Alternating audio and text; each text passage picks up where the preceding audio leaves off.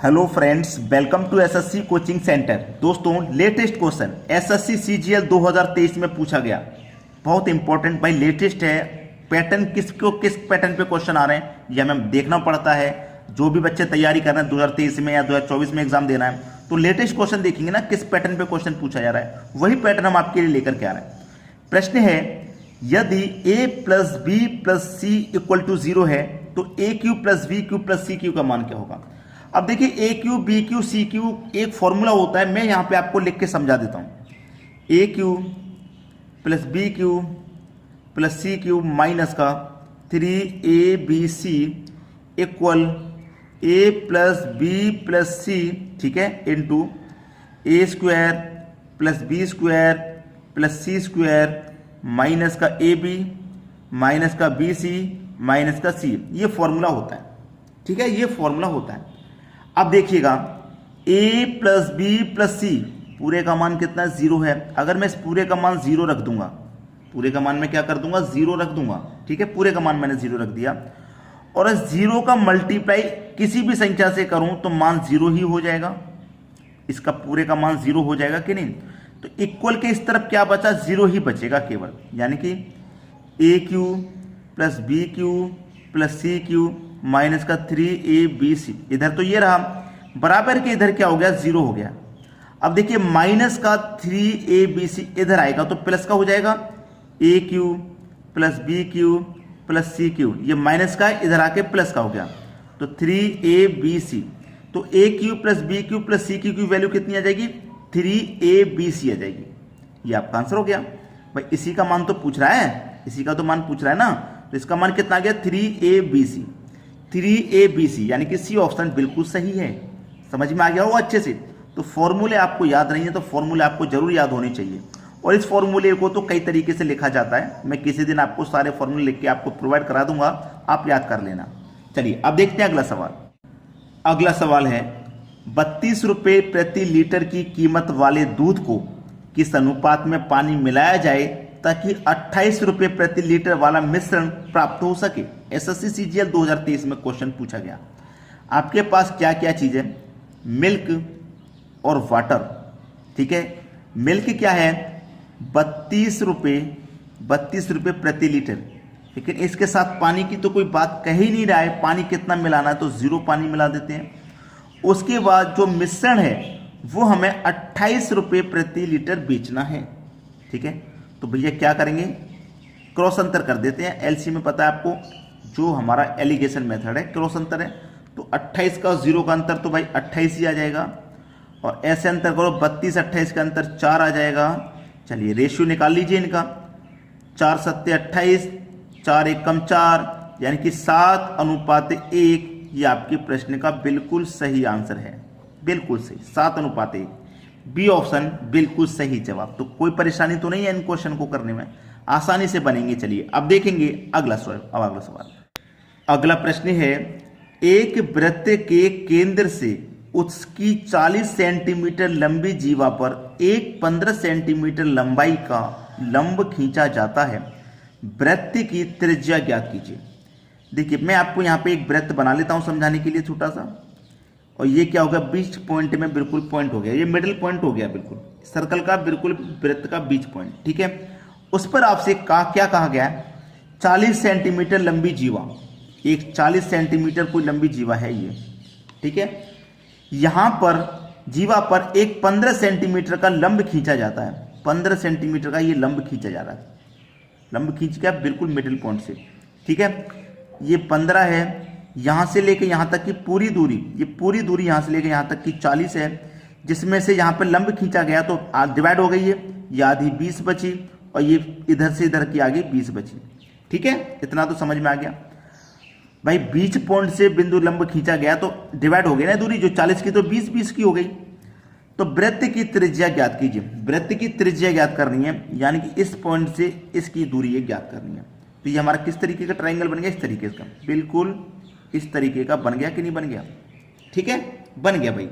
अब ये हमारा कर्ण कितना है, ये वाला जो लंब कितना है, ये 15 है, आधार ये वाला कितना है, ये 20 है।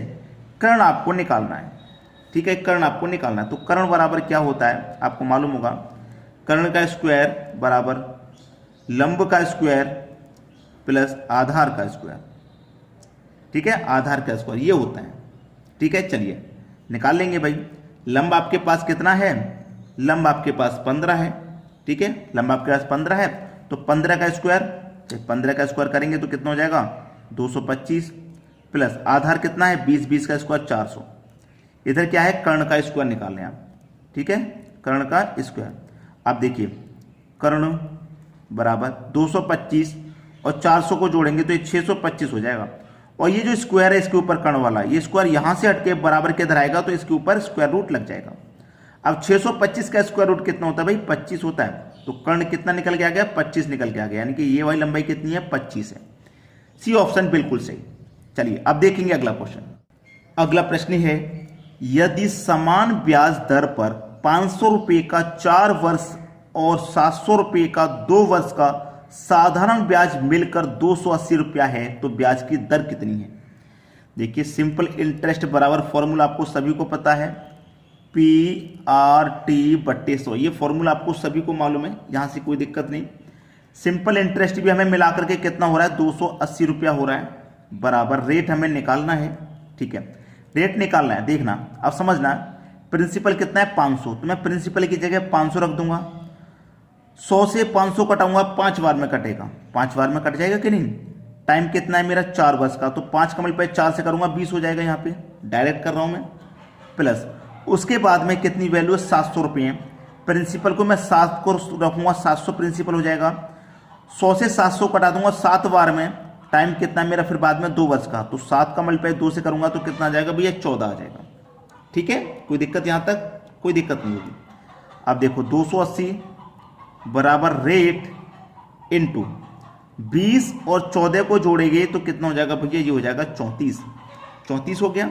चलिए अब क्या करना होगा हमें, कटा दूंगा पहले, 2 से कटाऊंगा तो 17 बार में, 2 से इसको कटा दूंगा तो ये कट जाएगा 140 बार में, ठीक है। तो R बराबर भाई देखिए 140 में मुझे 17 से डिवाइड देना है, 140 से मुझे डिवाइड कितने से देना है भाई 17 से देना है, 17 से तो देना, तो 17 से कटाऊंगा 17 8 140 में 17 8 136, बचेगा कितना 4/17, ये आपका आंसर हो गया। तो ब्याज की दर कितनी हो जाएगी, रेट कितना हो जाएगा 8.4/17%, 8.4/17%। पहला ऑप्शन सही जवाब है। अब देखेंगे अगला सवाल।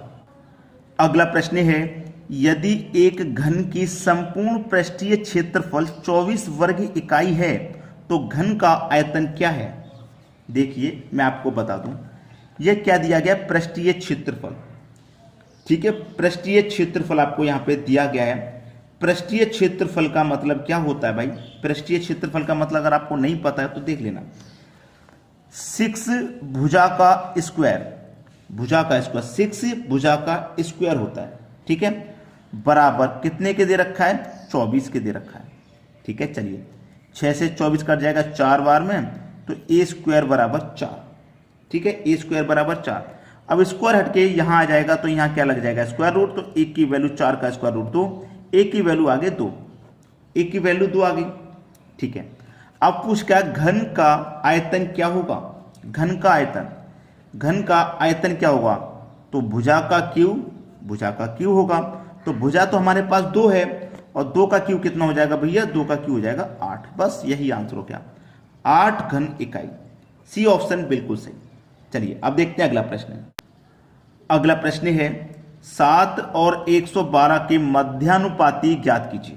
मध्यानुपात, ठीक है, मध्यानुपात, मध्यानुपात का निकालने का जो सबसे सरल तरीका है वो होता है स्क्वायर रूट में a वो a गुने b, ठीक है, पहले वाली वैल्यू a दूसरी वाली b, हो गया खत्म क्वेश्चन। स्क्वायर रूट में a कितना है 7, b कितना है 112। अब देखना इस 112 को भी आप गुणनखंड में बदलेंगे, तो ये तो आपके पास पहले से 7 है, 112 के गुणनखंड क्या हो सकते हैं 7 गुने 16, 16 7 112 होता है, तो मैं 112 की जगह अब 7 गुने 16 लिख सकता हूं, 16 गुने 16 7 112 होता है, तो गुने 7 गुने 16 ये लिख सकता हूं मैं, और इसके ऊपर क्या आ जाएगा पूरा स्क्वायर रूट, तो 7 7 49, 49 का स्क्वायर रूट, यानी 7 7 कितना हो गया 49 और गुने में कितना हो गया 16, पूरे के ऊपर स्क्वायर रूट है, 49 का स्क्वायर रूट सॉल्व करो कितना हो जाएगा 7, और 16 का स्क्वायर रूट कितना हो जाएगा 4, दोनों का मल्टीप्लाई हो रहा है तो 7 चौके 28। ये आपका सही जवाब, सी ऑप्शन। क्लियर है? तो आपको दोस्तों लाइक कमेंट शेयर जरूर करना है। ठीक है, धन्यवाद।